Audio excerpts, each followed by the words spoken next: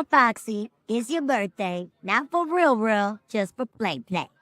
This is Cree Summer, and Moana Nui will be right back.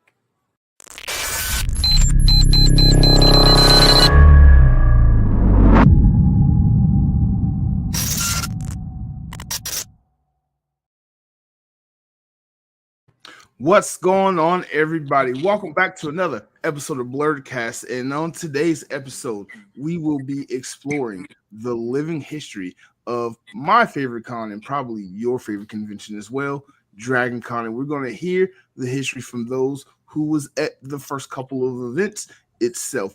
But before we begin, please, why don't you leave a like on this video and subscribe to Moana Nui and Blerdography.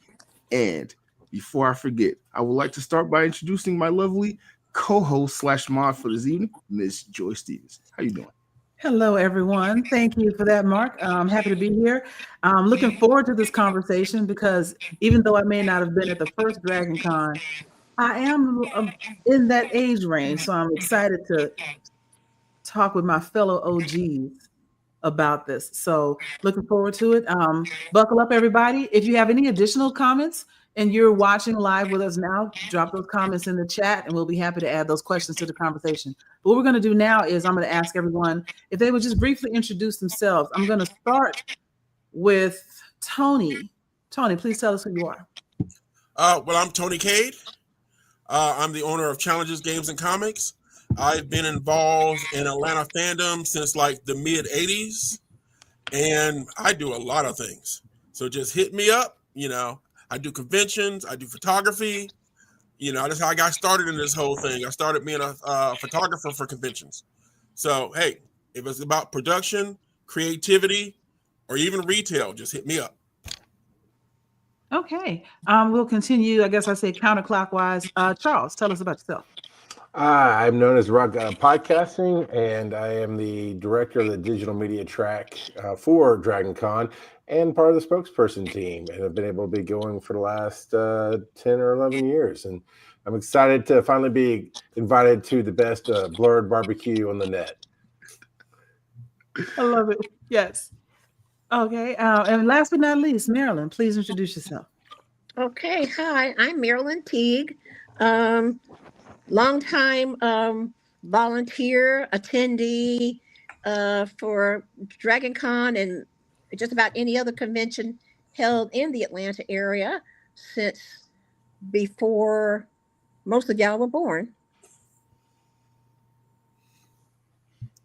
That's I would doubt that because I know when I was born, but yeah, I think there are going to be some people. The gray is real, but I know there's going to be some people out here that if I mention something to them, sometimes they're like, "Oh, that came out in like '97. I was born in 2001." I'm like, "Oh my god." Yeah. So, but we're here to educate you all. So, one of the other things we're going to do as we go having discussions, answering questions is give people a little bit more context, nuance, understanding around what Dragon Con used to be, what it is now, how it's grown, and what they should be thankful for that, some of the pioneers went through and put up with in order to make it as great as it is today. But with that being said, Mark, I'll turn it back. Do you want to start off? Yeah. So, I can't believe I'm about to say this, but I was born in the year of Dragon Con. Dragon Con's first year was 2 weeks after I was born. So I am just curious to know what was the very first convention like. I know some of you were volunteering, some of you were just there as attendees. So I just really want to know what was it like? Because I want to see the beginning to now. That was 1987, right? Yes. Okay. Oh, damn, I'm old enough to be your daddy. Well, can I go ahead and... I just want to say real quick, thanks to Mark for being born. So now we have Dragon Con. Because if Mark wasn't born, I guess there wouldn't have been a con. So thank you, man. Causality. I'm sure Marilyn, it was going to be say? a thing whether I was around or not. Yeah. But I will take that. Take that claim. Marilyn, you were going to say? Oh, just basically, I am the OG of OGs, they tell me. because the first Dragon Con, I went there to volunteer because it was a gaming convention, and I was not a gamer. So I thought, I can do registration and let the other attendees enjoy themselves, and not have to worry about registration. I was the original on-site director. Back then, registration was filling out an index card, a three by five index card with your name, your contact information, phone numbers. I'm not sure if we had email back then, but I collected all the cards at the end and the money. And I don't think it was very. Somebody wanted to know how much was it. I think it was around $25 for the weekend. So it's grown a little bit more since that, right? Definitely. Definitely. Was it like a 2-day event or a 3-day event for the It first was year? just 3 days.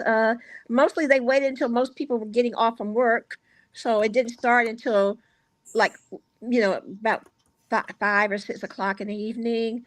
And there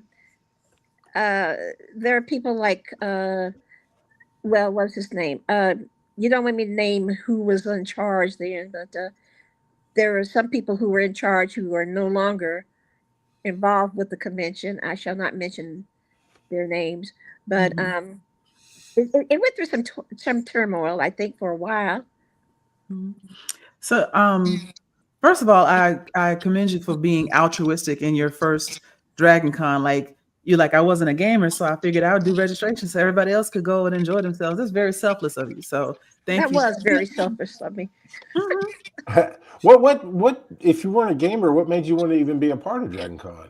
Well, anything related to science fiction and fantasy, because actually, the Atlanta Comics and Fantasy Fair preceded Dragon Con. You know that, right? Yes. So, okay, so I was heavily involved over there until internal conflicts. It was always something internal It's that always a mess. destroyed. Huh? It's always some mess, right? Always It was really ugly too, really. But I was the chairperson of the Atlanta Comics and Fantasy Fair for a couple of years. But I was just a straw boss, they just put me there to say what do you call it, a distraction or deflection. I was in charge of the masquerade costume contest as it was back then. So, I just like science fiction and fantasy and horror. And Atlanta Comics and Fantasy Fair. Yes, it became just Atlanta Fantasy Fair after a while, but and then Dragon Con came along and Fantasy Fair died. Yeah. What about you, Tony? Were you at the first one? Oh no. Like I said, at the time and stuff, it didn't really grab my attention because back then, when it first started off, it was basically role playing and gaming and literary. Mm-hmm. And yes. even though I read some different books and everything, I wasn't like a big fan of a lot of the authors. And I was already involved with Fantasy Fair as a staff photographer. So for me, it was the media convention in town. Mm-hmm. So when I was the one you went to when you wanted to meet like the guests from your TV shows or the movies and stuff like that, along with literary guests. Mm-hmm. Okay. And what about you, Charles?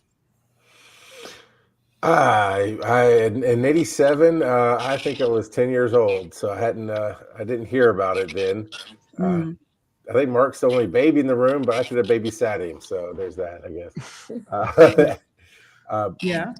But I did look up some numbers. Okay. Because we're curious about the cost. We cannot get like a confirmed cost on the first ticket because it just wasn't a thing back then. They keep track of that.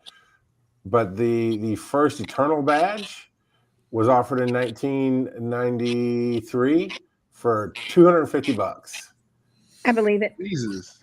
I believe it. Yeah. Wow. What a deal. Yeah. Because The it's like $250 you still could be going today. If I knew then what I know now. Right. Right. That's a missed opportunity. Mm-hmm. But back then, $200 was a lot of money. Yeah, that was a paycheck. True. Yeah. True. Mm-hmm. Yeah, because wasn't it the original gaming group that put it together? All Dagger. adventures for like $300 a piece. Yeah, that's true. Yes. To start the whole show. Yeah, I didn't get in on that. No. Mm.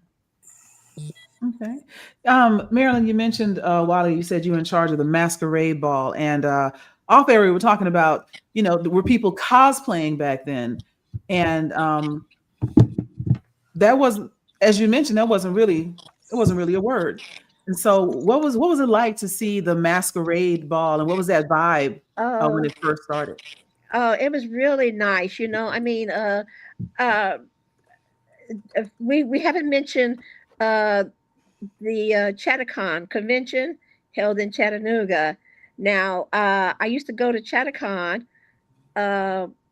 before everything. The attendees there had the most elaborate costumes, and they were out of literary books. Mainly a lot of times they had people who were dressed as uh, Baroque costumes. Not too much in the uh, what do you call it? The sci-fi genre, but I mean, people did recreate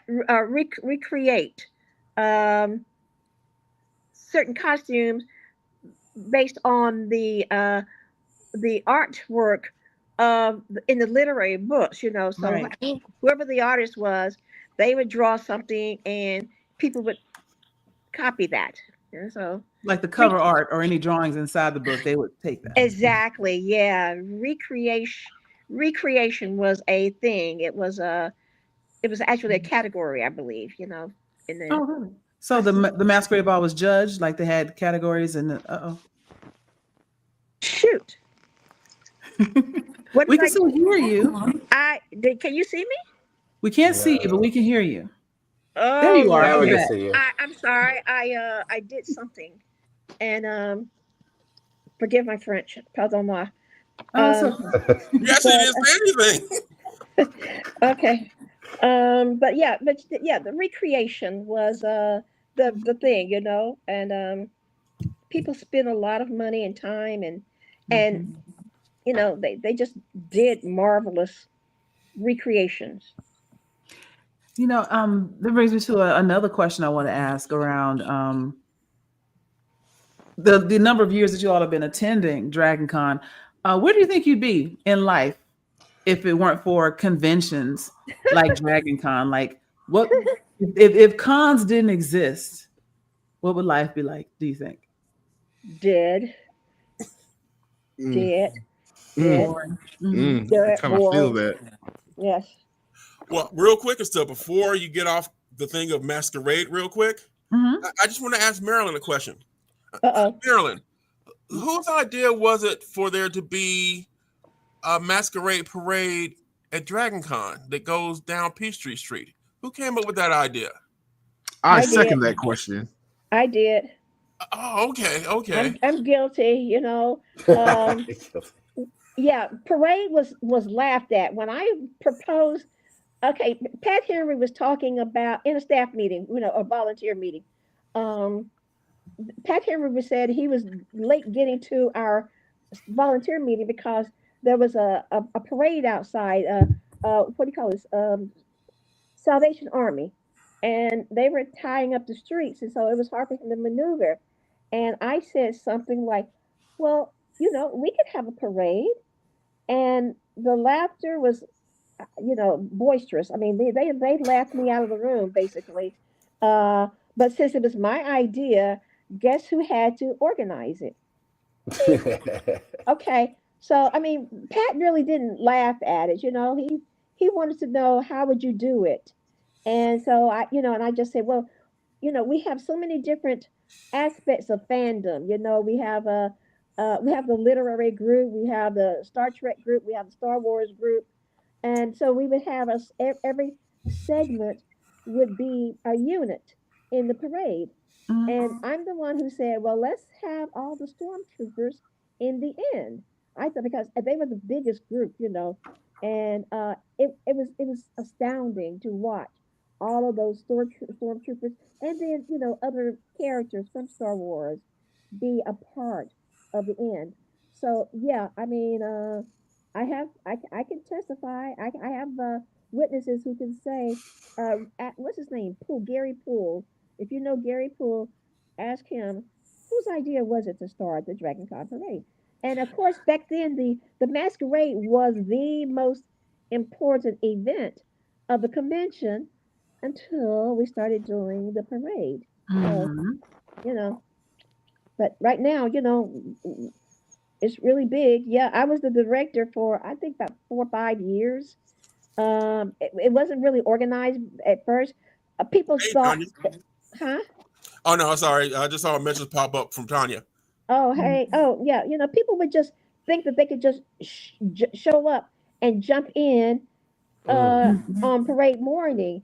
And we had to say, no, you really need to get registered in advance. So we had to devise a way to register people in advance. And then we come up to like, oh, all of a sudden we got 1,500 people.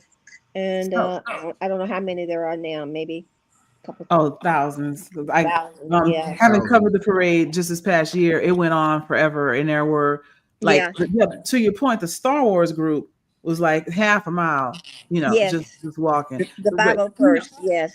so So I'm big on representation, bordering on reparations. So I'm wondering, have you ever been the grand marshal of the parade you created? Hmm. no, although they did say that they thought that on our anniversary, um, which is next year, I think it's 20 years or something like that. Mm. It was the parade director, Annie Carter, had suggested that I would be so honored, but we'll have to wait and see. I haven't had an email or anything from her, but it would be nice. So right now I joined I tried to join the Wakanda group for a couple years, and then I've been with the Captain America, uh, uh, the USO Dancing Girls unit, and they have been so nice to me. They just welcome me, They just say, "Oh yeah, come on." I mean, even though back in the 40s and I mean, most of the soldiers were like white. Yes, dare I say that? Yeah. The other word, Caucasian. So black representation in the 1940s really wasn't. But I'm. They let me and one other guy, black, be in the parade in that unit. Mhm. I mean, they never said no, you can't. And for a while there, they were calling me. But my character is Peggy Carter, Agent Peggy Carter, Yeah. and so they used to say, "Well, you're the sepia Peggy Carter." Do I Mm. really want to be sepia? Hmm. Yeah. Is that the word? SEPIA? Yeah, Yeah, Yeah. sepia, which yeah. sounds Well, like a euphemism for black in this yeah, it is. instance. So that Yeah. didn't really go. They really not that really never caught on, But Yeah, no. yeah, You can just be but Peggy Carter. I, And I am just yeah, and I could be a Japanese. I could do anime, and I wouldn't be a sepia Sailor Moon, right? right, I would be Right. right. just be Sailor Moon or whoever, So Well, uh, we know this country has issues, which we will not be able to solve tonight. But I do think anybody that can hear us, if you're watching, let's start a grassroots campaign to make sure, since they mentioned it and it's already on the table, I would love to see you as Grand Marshal of the parade you started on the 40th anniversary. I think that's a thing oh, that we should start amongst our little group, whatever we can, start trying to make sure that they don't forget that discussion. well, you can send emails to Dragon Con or to the parade director, Annie Carter. I mean, she mentioned it last year. Mhm. So I think it's on the back burner right now. Okay. Yeah. Yeah. Okay. So we will try to keep that alive for sure. Okay. We Sure. will make sure we start an email campaign tonight to get you as the Grand Marshal for the parade. For next year. Mhm. Email. Okay. Sounds good. Marilyn for Marshall. That'll be the Yes, I love it. I love it. Marilyn for Marshal. And to be honest, you should be the Grand Marshal until you can't be the Grand Marshal anymore. or It's don't only want to. right. Yeah. It's only right. Yeah. True. Mhm. Um. And It's also, you long can ride in the services. car, so you ain't got to walk through the whole parade. Right. Yeah, Oh my God. Yes. yeah. Say what? I didn't hear No, that. also, you can ride in the car, so you don't have to walk through the whole parade. Just get in a Well, little convertible. I haven't really walked in the parade since remember my husband Robert and I carried the banner a couple of years. I remember when I stopped being the director, and but after my amputation, I ain't walking nowhere. It's like Understood. Understood. Okay. I always have a scooter, so you know uh, I usually have a blue scooter that matches my costume. So there you go. Nice. Mm. Okay. Well, Marilyn, how many different things have you been director of? Oh yes, glad you asked. And I'm sorry, guys, I'm not trying to hog this conversation, No, this is great. but actually, I was the first sign language interpreter that they had at Dragon Con. I was part of the group it was a disability awareness group called Electrical Eggs, and our the people in our group were people with disabilities who were attending conventions and finding how difficult it was, like to get in the dealer's room with the very narrow aisles, and the bathrooms are very hard for people with wheelchairs to get into. So we started a grassroots group asking the convention people to select hotels that were accessible for people who are with disabilities. And so, and I was actually for a while there, I was the director of disability services and the parade at the same time, because that was, Pat wanted, he said, okay, well, we need the disability services. But if you want to do the parade was more like a second thought for him, because it was going to be over anyway. It was going to be one and done, right? It was so, and after the parade was over, I would go back to my duties as disability services. Back then we called it handicap access. Um, but I was the director of both simultaneously. And of course I had my husband helping. So he was like co-director. But yeah, so between doing that, um, I think for a while I was going out to, oh yeah, I went out guest services. I went out to, back when I could drive a car, I drove out to the airport to pick up uh who played the part of Darth Vader? What's that guy's name? James Earl Jones? No, not the voice, but the body. Oh. Him. It'll come to me. But he was not a very nice person. I mean, the fact that a black woman was coming to pick him up from the airport, and he had this serious British Cockney accent, I mean, and I show up at the airport and I'm holding my little sign, Dave Prowse. Okay, there you go. I had to see the sign, but I went to pick up Dave Prowse from the airport to come to Dragon Con. That was in the very, very early days, So let's just say, not a pleasant event. The guy who played the guy who was the who created the Klingon language. Golly, I wish I had my reference materials here. I'm in the hospital, so I can't just look at my library, right? But the guy who created the Klingon language was also a guest, and I went out to pick him up at the airport, because I liked him and I liked the Klingon dictionary. So anyway, I've done a lot of stuff, I've run projectors, back when we had movie projectors where we would watch movies, in a movie room, So So following all the amazing things that you've done, Marilyn, for Dragon Con and for nerd life in general, I want to, with all tea, all shade, opposed to the other two, what have y'all done? Nothing. Not a thing. Okay. Man.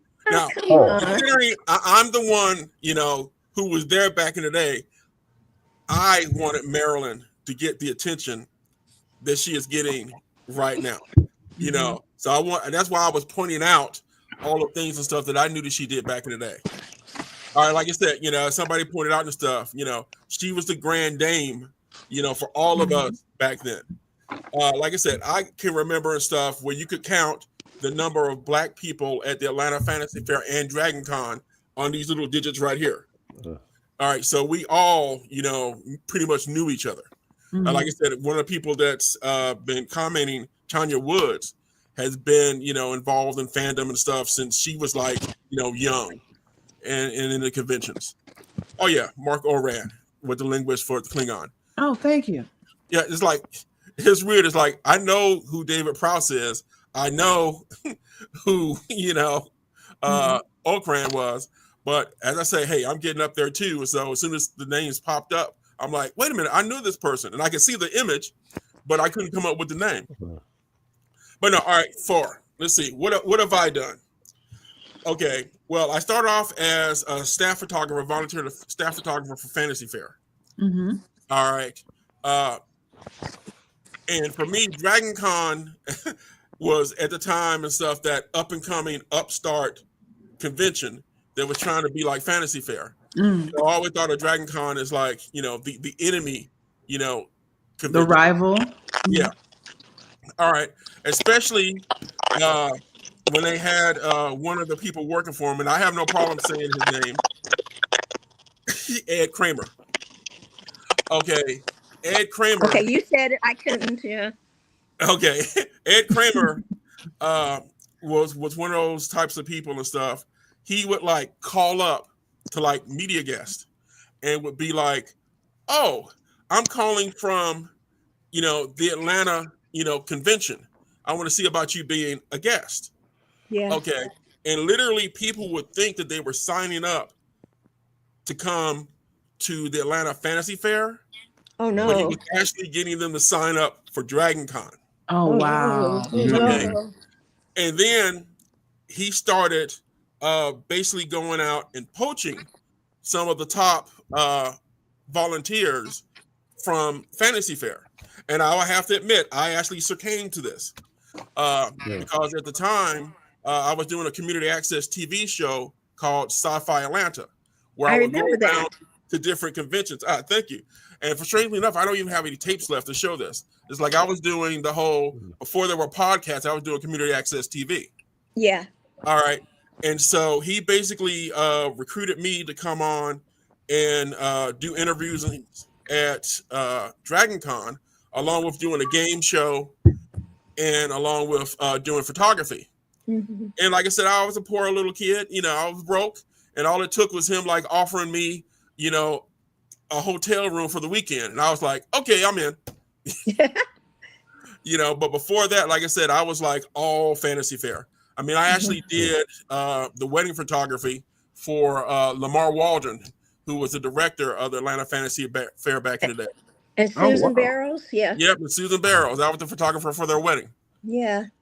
So, yeah, I've done a lot of things. I've done community access TV. I've been a moderator for panels. And, of course, it took forever for me to be a moderator for different panels. First, I started, doing one for the diversity track. And then, of course, I had to remind people, it's like, yeah, I am Black, but I do have other qualifications. How about letting me, do some other stuff?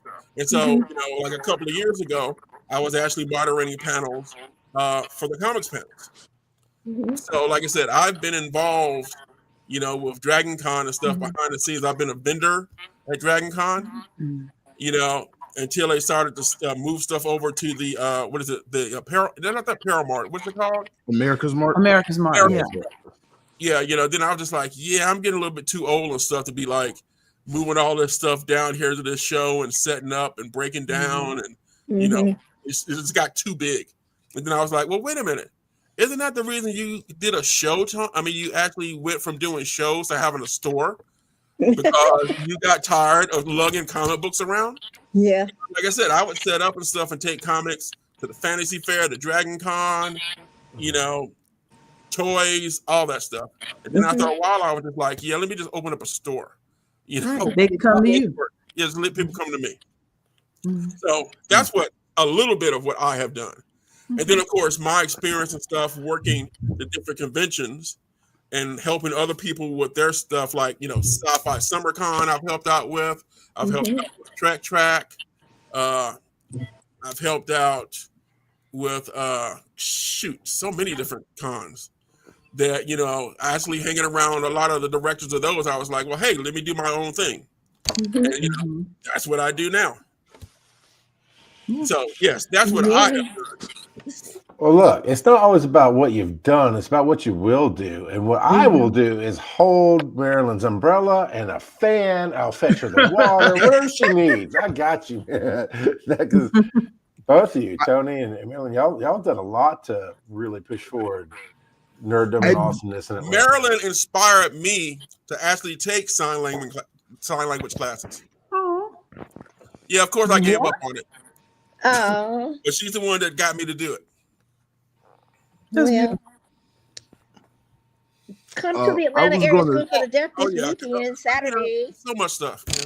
Yeah. Wait, you said the Atlanta School for the Deaf on the weekends teaches we're sign having language? our fall festival. I say we because I used to be a teacher out there. So, games, toys, handicrafts, you name it. 10 a.m. to 4 p.m. I will be there. I'll have a booth out there. Ain't that something? That is actually really awesome. Forgive my rudeness, but aren't you in the hospital right now? Huh? Are you? And you're going to be at the booth this weekend? I'm going to get a day pass if I have to, but I do this once a year. This is my life, and I will crawl out that door. They were going to have to send the police to find me, but I will be there at the Atlanta Area School for the Deaf.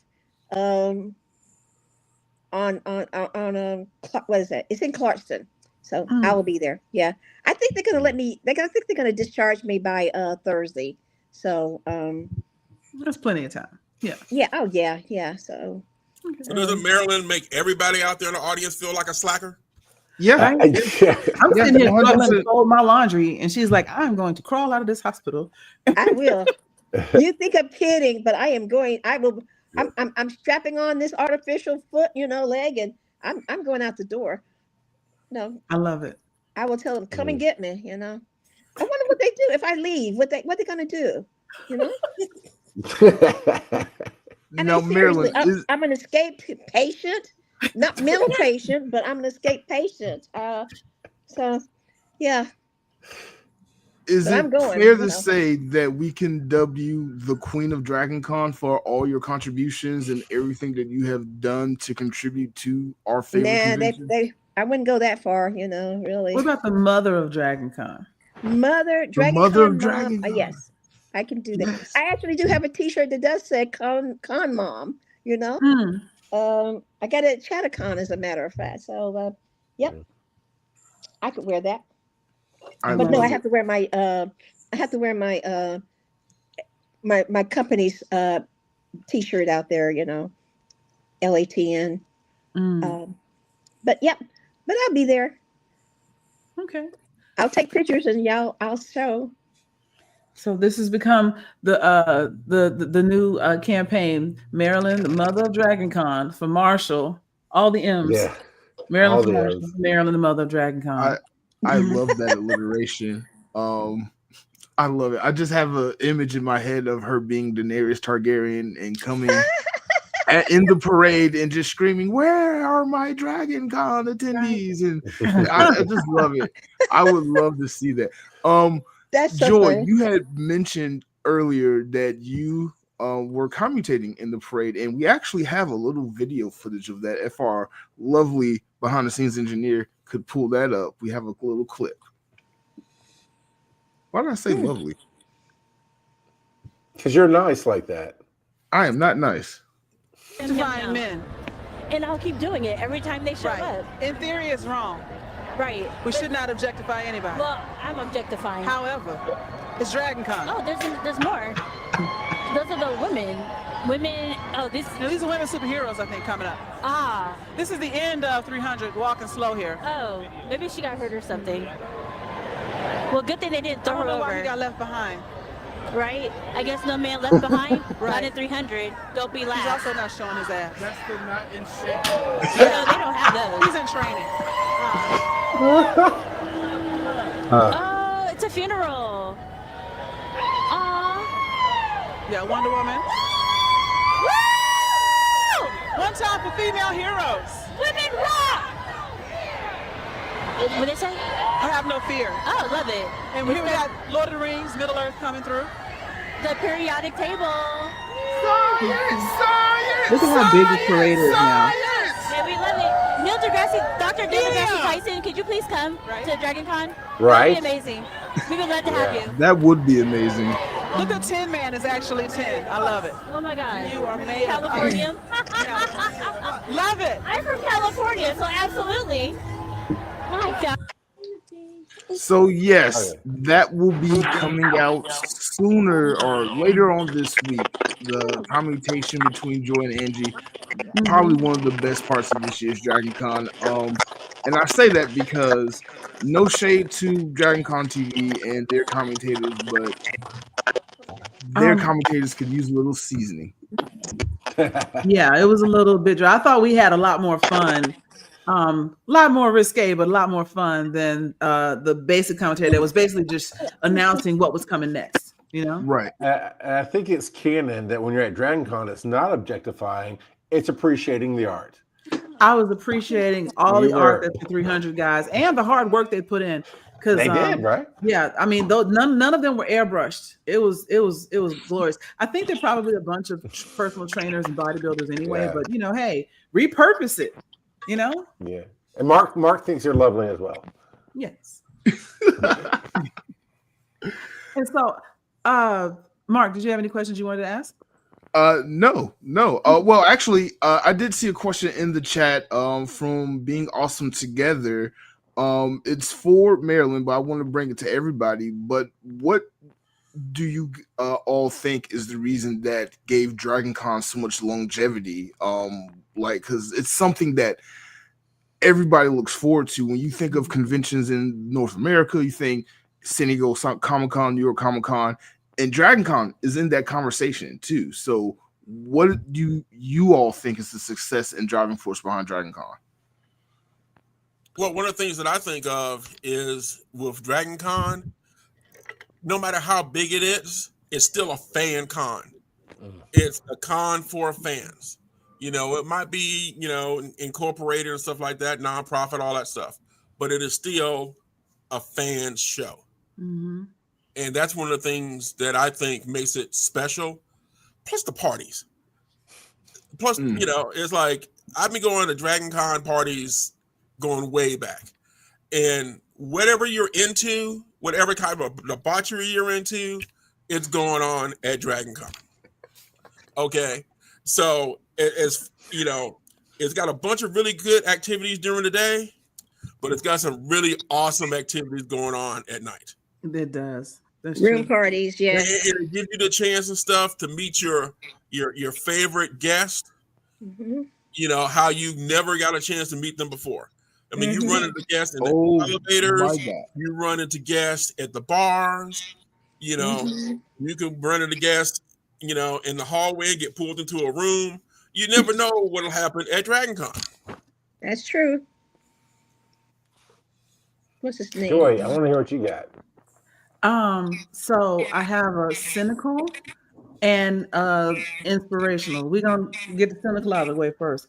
Listening to what you said earlier, Tony, about people poaching from Atlanta Fantasy Fair, I would have to wonder if Dragon Con became as big as it did because they poached a lot of entertainment stars, top talent volunteers to get it up and running early on, and that has been self-sustaining since. It's my cynical look. But then my inspirational look is of the cons that I know of and go to, Atlanta itself is a cool city, but this con is more come as you are than any other that I know of, where, you know, sometimes it's like, well, this is Comic-Con, we only doing this, you know, or some of the other cons, you know, it's only anime or it's only sci-fi. This one is, look, you can be into Seinfeld and there'll be a Seinfeld photo shoot. Yeah. You know, it doesn't matter what it is, as long as there's a fandom. Going back to what Tony said about loving this being run by fans. And we went from poaching good volunteers from Atlanta Fantasy Fair to having an endless supply of people that would love to volunteer just for the chance to get in free on Thursday and Friday, Saturday. Me being one of them. Yeah. Why is there a cult of the FedEx guy? I wish somebody would explain to me what they call the cult of, huh? It's so It's called the Cult of John. Yeah, the cult of John. I mean, seriously? I mean, I don't get that one, But I you're was right. there for that one. I was there. I don't know. Go ahead, Mark. All right, so one year at Dragon Con, I can't remember what year it was. I think it was 2019, maybe 2018. But I guess FedEx was in one of the hotels, and they had a cutout of one of their employees that was in the Marriott, which is the wrong place to put anything, in the skywalk, the sky bridge, and it was there Wednesday, Thursday, and like by Friday it disappeared. Someone like basically murdered it. And then it reappeared with like some googly eyes and some notes and stuff, and it just became a cult following the following year. And then it just spiraled into its own thing since then. Cults, there have been many occults before, and there will be many occults after, but the Cult of John is going to be one of those that stays forever. Like the Cult of the Marriott carpet, like that. I love that. Yes. Tony's wearing it right now. Yeah. Right. Yeah. Yes. And again, both of those are no real restrictions, a whole bunch of laissez-faire. Let them do whatever they're doing. The FedEx guy, the cutout went missing and showed back up with googly eyes on and something else. And then people added like a candle, and then there was like a little shrine. And it became a shrine. Yeah, and then once people started doing it, it got bigger and bigger. And then of course, the powers that be were like, get all this out of here. Somebody, the sacred remnant, and in typical Dragon Con nerd fashion, they're like, "Yeah, we're putting it back." And now the googly eyes are everywhere. Like I saw googly eyes on the tigers out in front of the hotel. Googly eyes. There's some googly eyes on the martyr sign headed into Dragon Con. Yeah, and that's all the Cult of John. They had a new cult this year. Because of the movie K-pop Demon Hunters, it was the Cult of Genu, which was the singer who kind of sacrificed himself at the end of the movie, blah, blah, blah. And so the people were leaving little Saja boys and Demon Hunter stuff out in the same next bottles of soju. Yes. There. Yes. Because it's Korean or K-pop. So soju was appropriate. Yeah. Put that comment up again about the carpet. The Marriott carpet was almost unnoticed the first year. I'm not surprised because it was probably real carpet before it became a pattern that you could buy. People just stole because the Marriott just pulled it up and was dumping it, and people were like, hey, we can do something with this. And the next thing you know, I mean, this year in the parade, to bring it all the way full circle, there were at least 20 or 30 Marriott carpet dinosaurs that marched in the parade this year. I actually purchased a strip of the for $5. I have a strip of the original Marriott carpet. So of course you do. Of course you do. You should. Yeah, it's only fair. It's only fair. You're right. Yeah. I'm one of my proud of favorite things with the carpet was the guys and stuff that did the fatigues and the Marriott carpet designs and laid out on the carpet, and they matched in so well. They did, yes. Oh, that's awesome. Blended right in, yeah. At my photo shoots this year, at every single photo shoot where I was the lead photographer, there was at least one cosplayer that was either fully drenched in Marriott carpet cosplay. Like my favorite was the Marriott carpet Red Ranger in my Power Ranger shoot, or they'll have like accents of it in their cosplay. Like I had several people in my Avatar cosplay shoot that had like fans or different things that was from the Avatar universe, but in the Marriott carpet. So that's one of my favorite things that I have personally witnessed in my lifetime that made me a fan of Dragon Con was the birth of the Cult of John and the birth of the Cult of the Marriott carpet. So I will be starting a cult next year. I don't know how, but I will be doing that. Keep us informed, Yeah. Mark, It's the cult of Teague. Come on. What? Yes. What? Yes. Yes. Oh, I'm here for this. Yes. Okay. It's Okay. called the cult of I mean, Teague. I've learned so much about you and DragonCon tonight. How's it not a cult already? That's Right? true. And we could be like, which are the ones that like the Mormons that come knock on your door? Excuse me, have you heard about Marilyn Teague? Yes. And You pass kinda out need information. to. I'm here for this. I'm here for Yes. this. We pass out information about all the things that Marilyn has done. Well, Right? you guys already Leave know it as that like I'm merch to find on a, tables. a prophet of Teague. Yeah. I've been preaching about the Teague. You are. You have. are You 100% have. upon this rock, she will build her church. Yes. Wait, am I going to get T-shirts for this? We need Absolutely. merchandise. Yes. Oh my Yeah, God. They'll be available on my Send us a channel good shop. picture. Okay. Mm. We will have shirts made. Look. We're not playing. We will have shirts made, and there'll be a little halo on you, kind of like the whole with a little Jesus picture, and be the cult of Teague, Marilyn, mother of Khan. Yes. And Mark, if you send me the artwork, I'll make a jersey for it. Oh my gosh. Okay. I'm gonna talk to you about the jersey thing anyway, because I got some ideas for some other stuff, but I got you. Sure. So it's safe to say, Marilyn, you on the Mount Rushmore of Dragon Con. It's you next to Stan Lee. And we gotta figure out who the other two people are. But right now, Dragon Con, it solely owes you a debt of gratitude. It sounds like. Wow. Well, thank you. I mean, it's nice to be, realized or appreciated before you die, Yeah. Give you your flowers now. Bring that last comment back up. I saw Black Geeks of Dragon Con. I did want to bring something up about that. This year was the 10th anniversary of the Black Geeks of Dragon Con, and one of the founders himself, David Samoa, is solely responsible for this very episode by literally pulling me aside and saying, hey, you should do an OGs of Dragon Con episode and have this person on it. So shout out to Black Geeks of Dragon Con for just, again, making this wonderful living history lesson a thing, because it was not even on my radar, and I'm happy I did it. I've learned so much about Dragon Con, and the person who I owe all these things to finally have a face and a name and somebody who I can go to and say, like, she's the reason why I do Dragon Con. So thank you, Marilyn. Thank you so much. We all owe you a debt of gratitude. Yeah. Everybody. The last 19 years of my life with Dragon Con have been some of the amazing experiences in my entire life. And it's all because of you. Like, I contemplate walking in the parade every year. I end up doing it in some way, but like, that's always the biggest thing. Like, am I going to be able to be sober enough Friday night to do the parade Saturday morning and just witness all of its glory, from the staging area to actually walking in the parade? This year I got the experience being on the sidelines as press.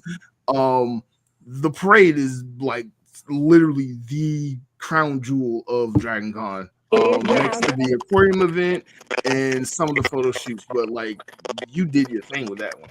Yeah, you know what? You make a really good point, Mark, because when I talk to people who are, not necessarily in the life, if you will, they know about the parade, and they'll say, when I say I'm going to Dragon Con, oh, are you going to be in the parade? That's all. Like, people, it's so much bigger than the con itself. It's what people who aren't even registered to be at the convention will come downtown to watch all the nerds go by. They're like, this is so cool. And it's very welcoming, again, of all shapes, sizes, and body types, etc. So yeah, the parade is probably the most visible and iconic thing about Dragon Con. Well attended too. Well, I mean, if I do remember not, isn't the Dragon Con parade the largest parade in Atlanta? Oh no, I don't think so. We had last weekend. We had the Little 5 Points Halloween Festival. That was a pretty big parade. So I gotta tell you, the Pride Parade gonna get you every time. Like, that's a lot of people. You're right. Yeah. 2 weeks. I missed the Pride Parade. I forgot. I didn't know about it, and I forgot to put it on my calendar. So yeah, the Pride Parade. You're right about that. Yeah. Yeah. Well, the Dragon Con parade may not be the biggest parade in Atlanta, but it's definitely the most iconic parade in Atlanta. I remember even in the 90s when I was in elementary and middle school, seeing every weekend, Labor Day weekend, the news talk about the Dragon Con parade. seeing people in costume, then now cosplay. I remember when Stan Lee was the first Grand Marshal of the parade, and seeing Yep. him in person doing it. The parade itself, Dragon Con itself, is just so iconic to Atlanta. And one of the next questions I wanted to bring up is 40 years of Dragon Con, how much money do you think estimate that this convention has made to the city, made for the city of Atlanta? Now, I know generates the quite actual a rough lot, numbers. Yeah. Oh, give him Charles. Now, I want to choose hear your guesses. What do y'all think? Over the entirety of the 40 years, what do you think? 40 years, just Dragon Con alone, not including college football, not including any of the other just Dragon events. Con. We're talking gross profits for the city? Basically, yeah. What the economic impact is. Oh, somebody 1.5 billion. That's my final answer.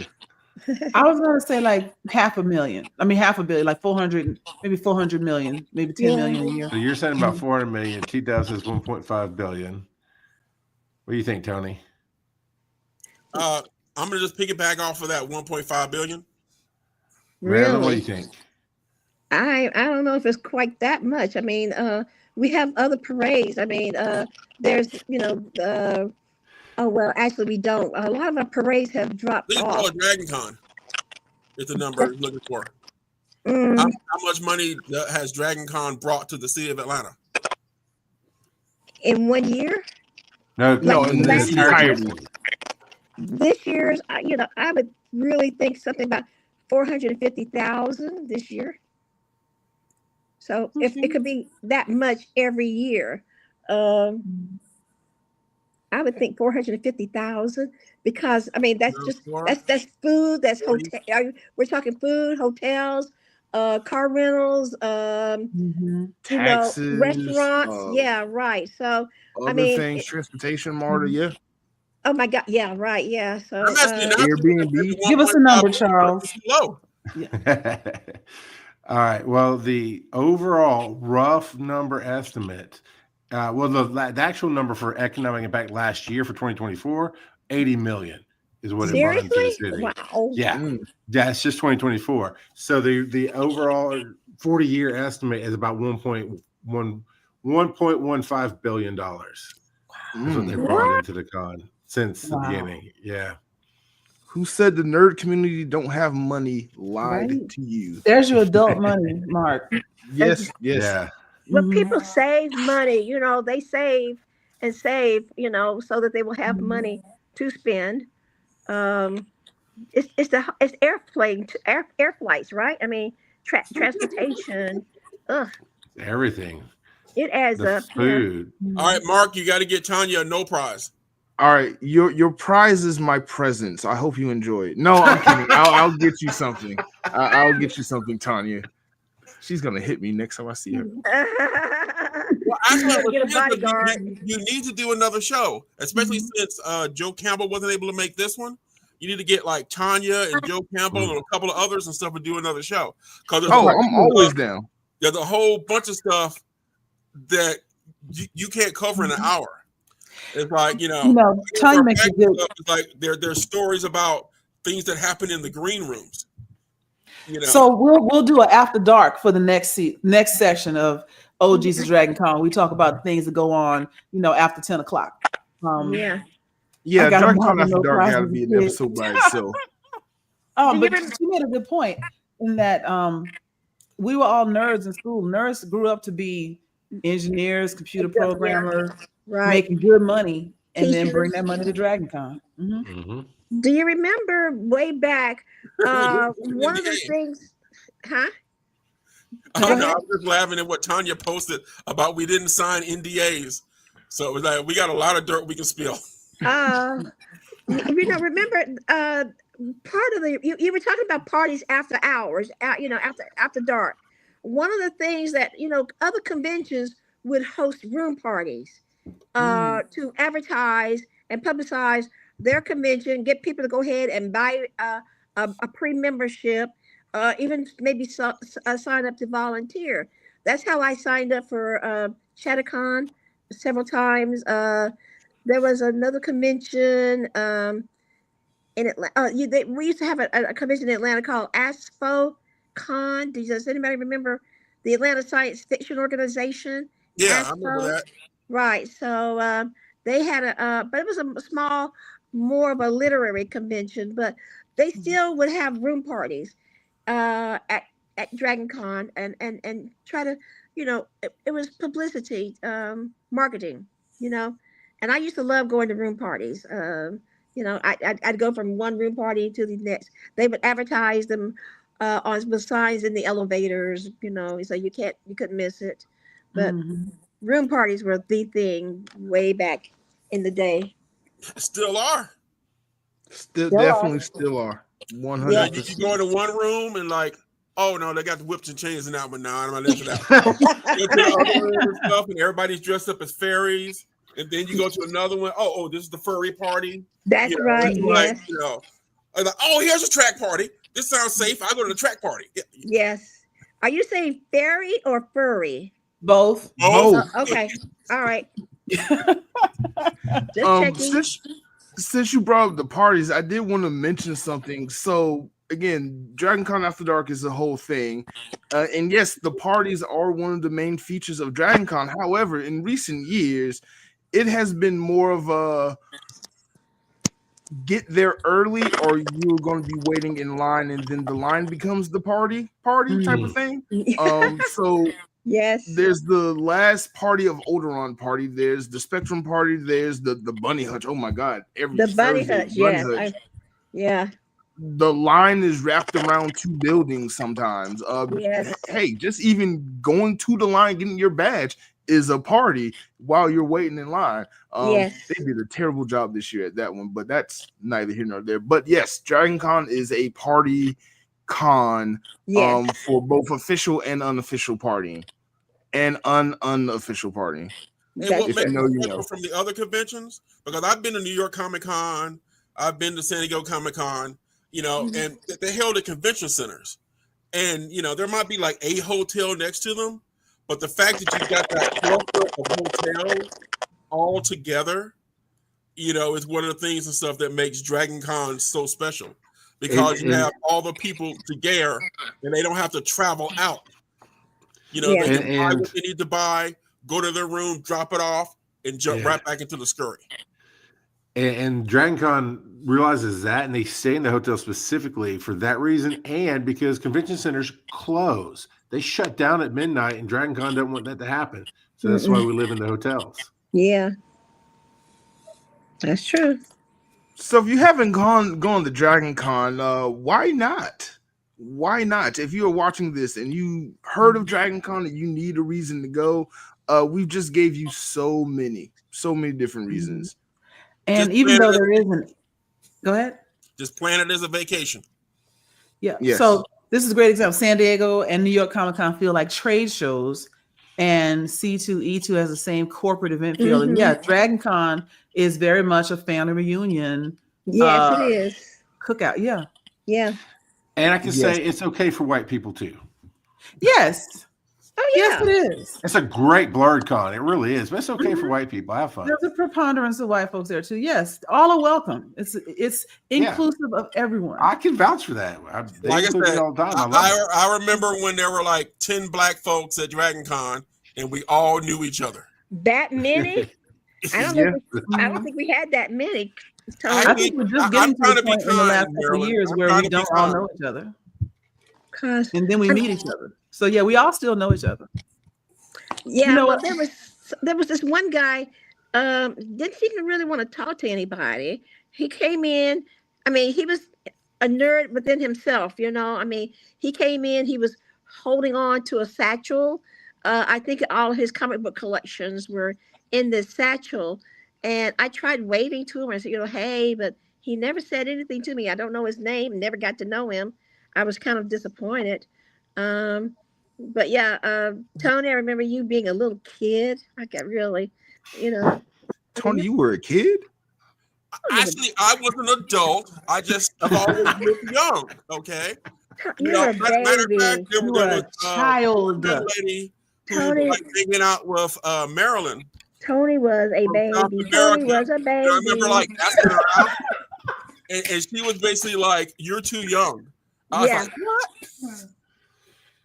And I would have to say, "Oh no, he's my son," you know. And Oh, I love it. Speaking of son, did any of you ever bring your family to Dragon Con? of course, yes, Marilyn and her family are famous at Dragon Con. yeah, Love it. yeah. While they were still alive, yes. I mean, we went everywhere together. You know, I mean, it's like, you know, the family that cons together stays together or something like that. You know, Mhm. I mean, I could not imagine. We would go to movie premieres. I never will forget. We who were on the volunteer group with the Comics and Fantasy Fair, when we got passes to go see the original Star Wars. I mean, it was amazing. You know, my son was maybe only about 3 or 4 years old, um, and he loved it. You know, I mean, we were honored, first of all, that they would invite us to be in the preview audience for Star Wars. And yeah, you know, you doing things with family, you know, family ties. Mhm. That's a movie, right? TV show. Wait, what is this about the wedding at a con? My wedding. Yeah. You got Star Trek married at wedding. Dragon Con?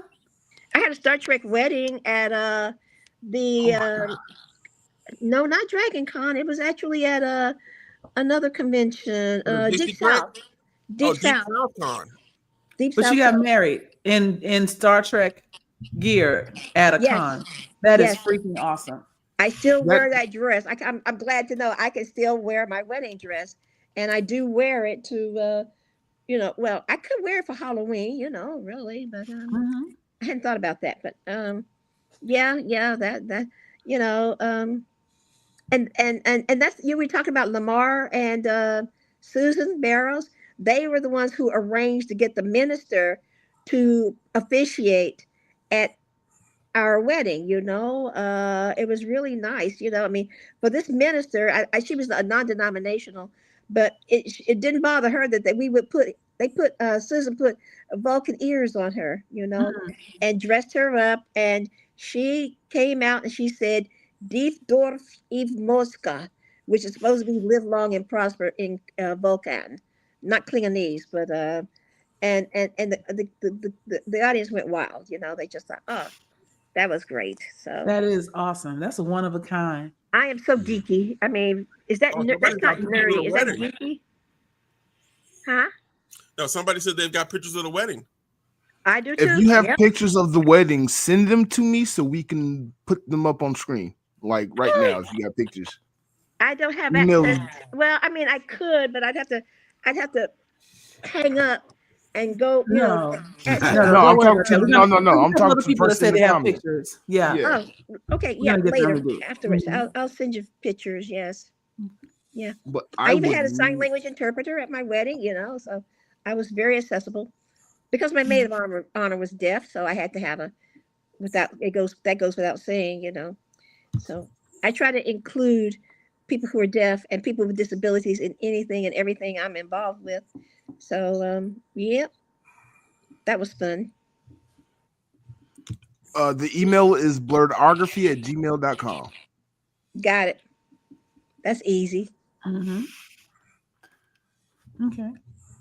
I'll send you the pictures.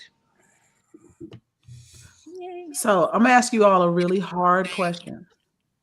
Uh-oh. What has been one of your favorite memories of Dragon Con? Just I one. can't share that. That's the hard part. Just one.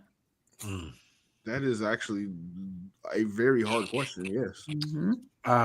Mine is actually kind of easy because it actually relates to this show and panel. Is I think it was the second or third year as director of digital media track, and I was we had just named it Digital Media Track from Podcasting Track, and opened up so many doors for people to go, oh, I want to submit something and do something different because I do YouTube or whatever.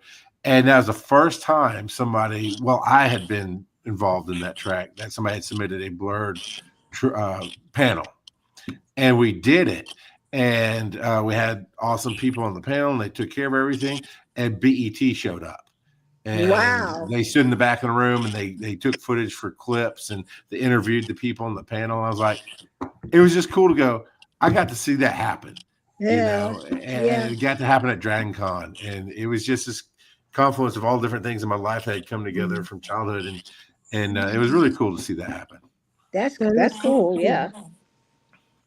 I think we kind of skipped over it a little bit, but Charles, how did you get started with being the director of the digital media track, or what was your first Dragon Con?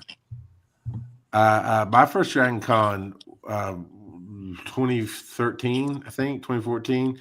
I came because I'd always heard about it, and I got a different convention to pay for me to go because it was a new media expo out in Vegas, and they were trying to change their thing up. And I said, well, there's this cool thing called Dragon Con. If you buy me tickets, I'll go check it out and report on it. And I became the director because I always like to help, and I always like to put in where I can. And I was doing all kind of live production and things, and I saw a need for connection. Like at the time, no shade to what was going on, but it was all a certain group of people on podcasting track. And I saw that kind of throughout the con, but podcasting was my thing. So I focused there. And I said, well, how do we open up the door? Because you don't know me. I didn't know that could be a part of your track. How do we invent something that makes that connection? And nobody knew, but I was determined to figure it out. And through a bunch of different things, we finally were patient enough for Discord to come around. But because of ideas like that, and I just kept saying, yeah, I'll help. Brian Dunaway was director when I came in, and he was basically a placeholder. Is what he says. I mean, he was like, I didn't want the track to go away, so I was holding on to it until somebody else came along. And like everything else in my life, I talk a lot. So when somebody said put up or shut up, I was like, well, Daddy doesn't shut up. So let's see what can happen. And I haven't regretted it. I thought I might regret it, but I have not regretted it. It's been great. And so it just. We celebrated the 20th year of podcasting track / digital media this past year in 2025. And I guess I've been there for 10 years now. And to see how it's grown from what everybody always wanted what it is now. They just didn't know how to get there. And that's just my kind of magic. And of going, hey, I see the invisible road. Let's go. And I want to do more. And there's stuff we can't talk about here, but I've talked to Mark about that. I want to do more. Yes. So let's talk about that. I can't talk about that here. Okay, you're right. We can't talk about that here. But that does bring up an interesting question I want to ask everyone. The future of Dragon Con. We are entering 40 years of Dragon Con, and hopefully there'll be another 40 years. Dragon Con, you can do a lot, you can see a lot. Dragon Con has done a lot, but what would any of you want to see in a future Dragon Con convention? More Marilyn. But we're going to make sure that happens. I'll pass. Let me come back to me and let me think about that one. Well, actually, I was going to bring up and stuff with the last subject you guys brought up about some like your favorite memories. All right, my favorite memory and stuff is always, well, back when they had them connected, is that I would always go to the performances of the Atlanta Radio Theater. Oh, good. All right, because their performances were always right before the masquerade. Right. So I always made sure that I got in to see their performances, which I thoroughly enjoyed, but it also made sure that I had like a great seat for the masquerade. Right. So that was like, one of my favorite things. And then the other favorite thing is when I was doing the sci-fi Atlanta TV show, is that, I got to sit there and we interviewed Nichelle Nichols. Yeah. Star Trek. Jonathan Harris from Lost in Space. Yeah. He was a character. I got to, interview the guys that created the Teenage Mutant Ninja Turtles. We got to interview Todd McFarlane. Yeah. There's so many people and stuff, Eastman and Laird, that I got to meet and have a personal connection with. Yes. And those things are like, really fond to me, because I never have been one of the people who would like want to go and get somebody's autograph and pay them all that money for it. It's like, you want $75 to do what? No, I've always been kind of broke. So, that was never like something I could get into. but having a chance to actually like meet guests, it's like I've had like one conversation with George Takei. Yeah. Wow. And it was in the bathroom in the stall next to me. And we're sitting there, and I look over and he's out there. And we have a conversation, Or how did you know it was him? What? No, it was in the urinals. He means the urinals. Okay. Yeah. All right. But like I said, at Dragon Con, you don't know who you're gonna meet, when, and where. Right. So those are my favorite times. I'm gonna speak a little selfishly because I'm now currently heavily involved in the diversity track, and shout out to Jarvis Sheffield. And but I'm a big fan of K-pop, K-dramas, and a lot of Korean stuff. And the Silk Road track, everything I want to see is at the same time something really cool is happening on the diversity track, and I'm mad like I can't be in two places at once. So I'm actually going to submit a panel that I want to lead, and it's going to the plan is to call it Soul to Soul, and I want to combine I get it. Creative. And the diversity track, because there's a lot of crossover between the history of specifically Korea and African American history. Everything from fried chicken to Teddy Riley and New Jack Swing and K-pop. So I want to explore all of that, and that way I can be in two places at one time. So that's what I want. So y'all root for me to get this panel approved. Sure. Have you heard of the local? I want to be on it. Sure. For that same panel, have you heard of the local artist, comic artist Hotep? Yes. I went to Hotep and I went to college together. He was in Morehouse when I was a Yeah. He's been on my show Wise and Nerdy a few times. He's amazing. I think he would fit right in that genre for you. That is I hadn't thought of it. Yes, I'm going to reach out to him for sure. Yeah, Hotep has actually done signings and viewings of his anime here at the store. That's awesome. Mm-hmm. Small world. That's where I reconnected with him was at Atlanta Sci-Fi Expo this year, because I rolled up on him like, why do you look so familiar to me? And he was like, Joy. I was like, not his whole name. Hotep.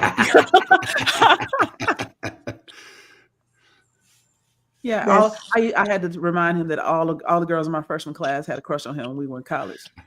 So I can see it. He's a charismatic dude. He is, and I love what he's doing. So. Yeah. Well, since you brought it up and stuff, I just want to remind everybody that the Atlanta Sci-Fi Fantasy Expo is coming up March 14th and 15th, 2026. Get your tickets now. You ain't got to get no tickets. That's the great thing about it. It's free to the public. Well, show up in March. Show up. Mm-hmm. So, Mark, anything that you wanted to cover that we haven't covered yet?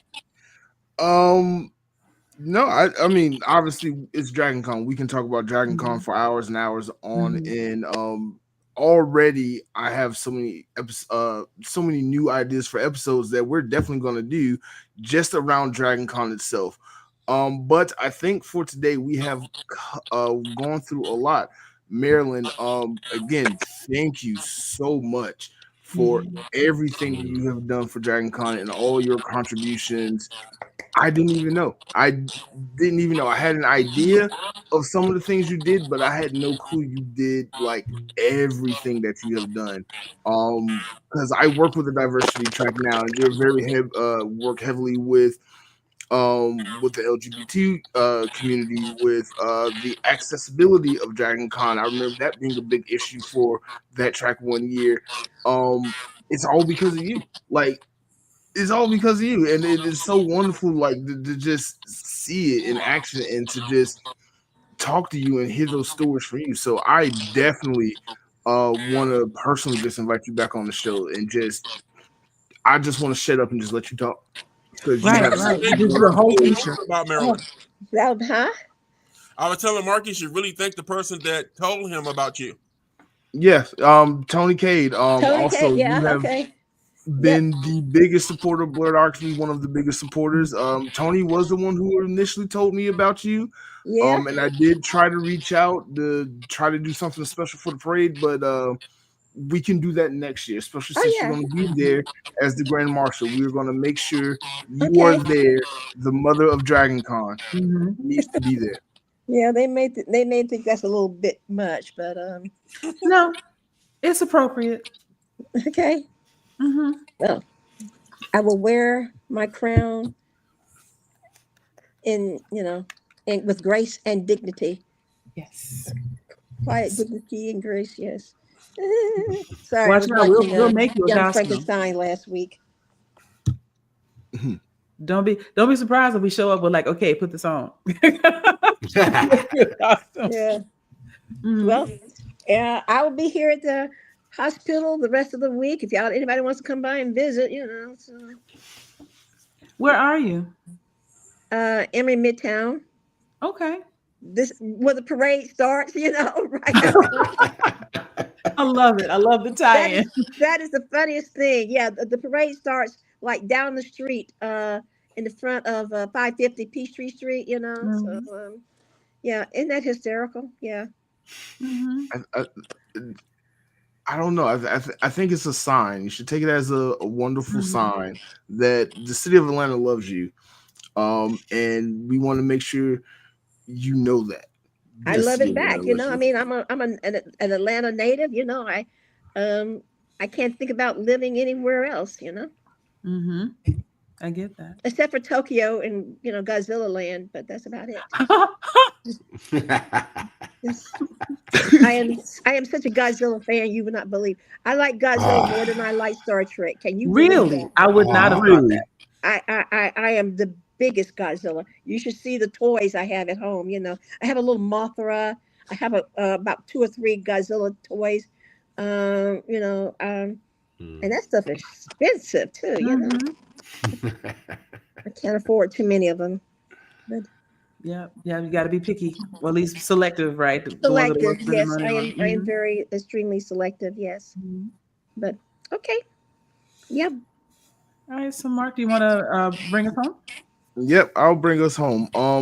I'll end it by saying some of my favorite memories of Dragon Con. 2012, I went for one day and got to meet Stan Lee and got a picture with him, and then he disappeared and whispered in my ear, "Everybody get one." If you know that reference, it's a Spider-Man reference. So that was pretty big for me. Two, the Black Geeks of Dragon Con. I cannot talk enough positivity about that organization and what they've done. No shade to any of the other organizations, but Black Geeks of Dragon Con has had a phenomenal impact on my blurred life, if that makes sense. Yeah. So, they deserve as much credit to as everybody who helps make Dragon Con a wonderful place. And my third favorite memory is literally tonight, sitting here on this panel with all of you. This is actually, after doing it, something I would like to carry forward to Dragon Con next year. Hopefully I can get literally this panel and all you on as panelists, and we can do this live at Dragon Con. So fingers crossed. Hopefully we can get that done.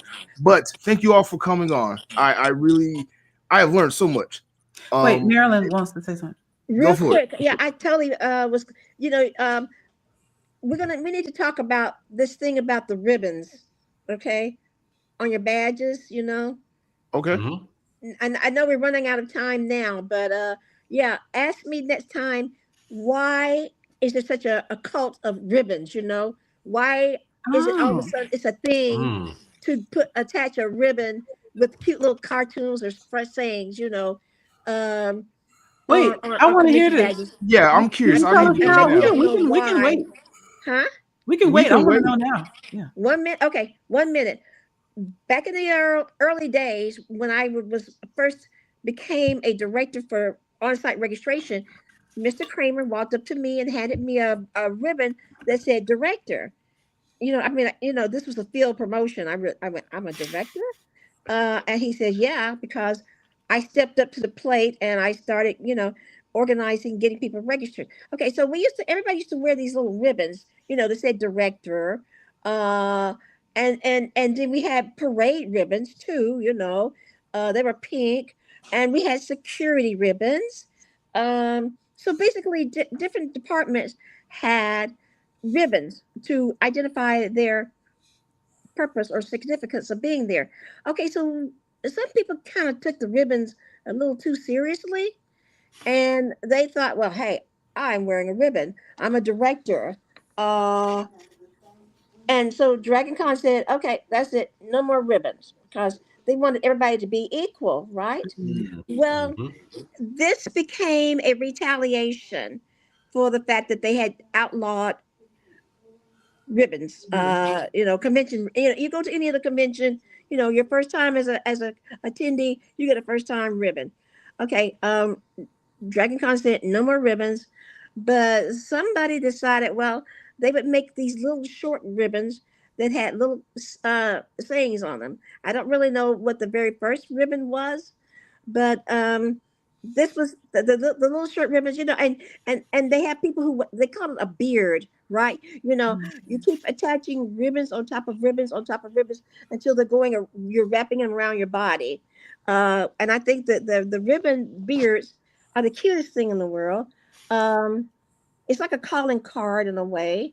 Um, but I mean, I have one. I made up something that just said, "I've always wanted to learn sign language," and I have sign language in the font of ASL, American Sign Language. But other people, I mean, the Black Geeks, they have a ribbon. Um, I mean, different departments, different people, but they're friendly, right? They have no significance other than just to be friendly, right? Yeah, just Okay. decoration. Decoration, right? And then there's always, I've seen the contest people have had, like, how far will it fall? Like, they'll stand on the second or third floor in a Marriott I and know, drop yes, 30 yes, feet yes. of ribbons. Yeah. Exactly, right. Yeah. It's amazing to watch them unfurl like that. But I saw a young lady this year had a ribbon cape, like a full-on cape. I saw I saw her. that I too. think I want saw that. her. Yeah. Yes. Isn't that amazing? I mean, really. But that took a long time. I mean, each one was different too. So, but It had to anyway, be 15 years in the making, y- well, yeah. So, but that's the reason why we have the ribbons. There must be another name for them, like social ribbons. I don't know, something. Yeah, it's gotten so big now that it's just ribbons, and you just know without Yeah. anybody telling you, that you're gonna stick this on here. You get your Yes. first one, and then you see everybody else's, and you just know I'm going to continue to collect ribbons. And then And people, you feel, yes. They even have a just I random mean, people, have just started making ribbons just on their own. oh yeah, right. I mean, there are two or three companies that will make them up for you get like 1,000 for a decent price, and you can give them out to people, and they would have meetings. They have meetups where they would exchange ribbons. So that's a lot of fun too. But I just thought, I just it was just that's one of the things. I don't know if that's a fond memory, but it's just amazing to see how that has blossomed, into a thing. I think it's also thematic with Dragon Con as a con. Like, Yeah. think about the cult of John, where they're like, Exactly. don't steal the cutout, and they stole the cutout and they made something. And then the Yeah. carpet, we're throwing the carpet away, and like basically like parents try to do something, and the kids like, no, we're gonna do something different. And so now it's like, okay, no more ribbons because y'all started power tripping. We're not doing that anymore. Oh, really? Right. And now there's ribbons everywhere. So it's Ribbons everywhere. Yes. yeah, these counter reactions are awesome, and it makes the whole con better. Yep. It's like yep. So a bunch of people that never the ribbon thing has gotten so big, it's transcended cons, and MomoCon has picked up on the ribbon. I saw thing, that. and Yes. MomoCon is now being a con where you go to and hunt down all these beautiful ribbons. So another thing we gotta thank you for doing that brings me so much unbridled joy and happiness. Yes. Have you heard of Jordan Con? I'm not a literary person. I didn't read him, but this Jordan. author. Huh? The author Robert Jordan. That's right. Yeah. So there was a Jordan Con, and people were wearing them there, and I thought, so it transcended from one convention to another, So that's awesome. Yep. You have so many stories, so many Jordan things Con. to know. Yeah. Yeah. That's what we got to do a second part of this. Okay. Yeah. We must do that again. Yes. Absolutely. Do this again. Yeah. And so as we wrap up, I wanted to mention this thing. I didn't want it to be skipped. I don't know if you had noticed it in the messages, but Tanya Woods actually posted a list of the original 9 black nerds at DragonCon. Uh-oh. Okay. I gotta watch. I gotta go back and see that. Okay. Marilyn, Mama, Joe Phillips, Lexington Woolcraft, Joe Campbell, Yeah. Tony Cade, Karen Jordan, and maybe Don Hillsman and Tanya. What happened to Mama? She was something else, and nothing bothered her. I mean, she came in, did her makeup and her cosplay, and she was gone. So Yeah, she was fun. yeah. Okay. So there you are. Those are the original 9. Shout out to the original The 9. OG. Yeah. So with that said, I would like to dub. And now it's like what, 9,000 or more attending. Mm-hmm. Yeah. I would like to dub the original 9, the grandparents of Blerdom. So thank you all for doing that. Because without the 9 of you, the 9,000 of us would still be scattered to the wind, maybe. Absolutely. Afraid to be ourselves. Exactly. Oh my God, you have no idea what that means. Like every time I go to DragonCon, it's just like a homecoming. It is, yes. Yeah. But yes, this has been probably my favorite thing I've done on my YouTube channel is sit here and talk to the 4 of you all and talk about DragonCon. So thank you all so much. I am going to do this again. But before we go, everybody, where can people find you on the internet if they want to follow you and continue this conversation and continue to learn more about the history of DragonCon? Okay, well, I'll start off. If you want to find me, I'm at Joyride08 on Instagram and Threads. A Moment of Joy on TikTok. My feed is a combination of political activism and nonsense, so it just depends on the hour. But yeah, come check me out. Yeah. I'm just on Facebook and Instagram, Sorry? No, I think it was a background noise. You said you're on Facebook and Instagram, right? I just do Instagram, Facebook, What's you your can handle? read my my sad story about why I'm in the hospital. I did post that. I wasn't going to at first, but I said, what the heck, because spending a whole week in the hospital is like It's the pits. a pisser, Yes. But hey, I'm breaking out of here on Thursday, so yeah. I love it. Yep. You're gonna have to come and get me. Okay. Charles? Sorry, that's me. I was going to follow you on TikTok and it wouldn't shut up fast enough. But you can find me. Everything that I do is on Linktree, linktr.ee/RGOP42 for Rock Out of Podcasting, and because 42 is the answer to life, universe, and everything, baby. Yay. RGOP 42. All right. Tony. All right. I'm old school and I'm easy to contact. Just do info@challengesgames.com or go on your social medias, Challenges Games. We're linked. Atlanta Sci-Fi Fantasy Expo. Everything's linked together. I don't do it all myself. I got other people volunteering and helping.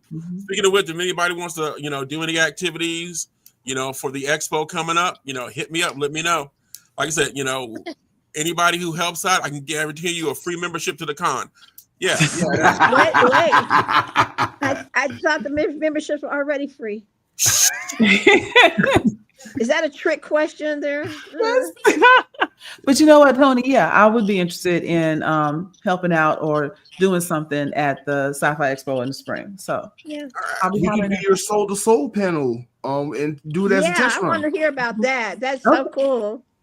That's what I was thinking. Like, yeah, That's what a lot of people do. A lot of people will try out their panels at the expo, and then I'll look later on and they'll have the exact same panels at MomoCon and DragonCon. Yeah. Yep. So hey, I don't mind being a test round. Not at all. Okay. Cool. Thank you. Soul to soul. I like that. Yep, that's going to be fun. But for everybody, I am Mark. This has been Blerdcast. Join us next Monday at 8 p.m. for another live episode. Next Monday, November 3rd, we are doing something that I think is interesting.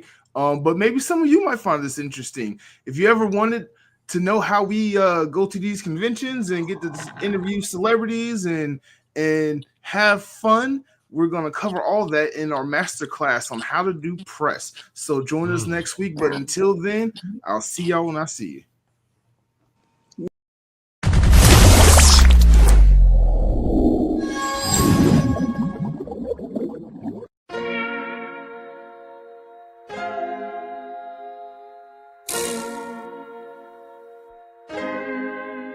So many stories left to tell, even if we have to ourselves. Can't keep history on the shelf. If they won't tell it, we will. If this the land of the free, it was a freedom then, when they annexed Hawaii and called it Cedar Lands, without any type of payment and no signing off. Called themselves the Republic in 1894.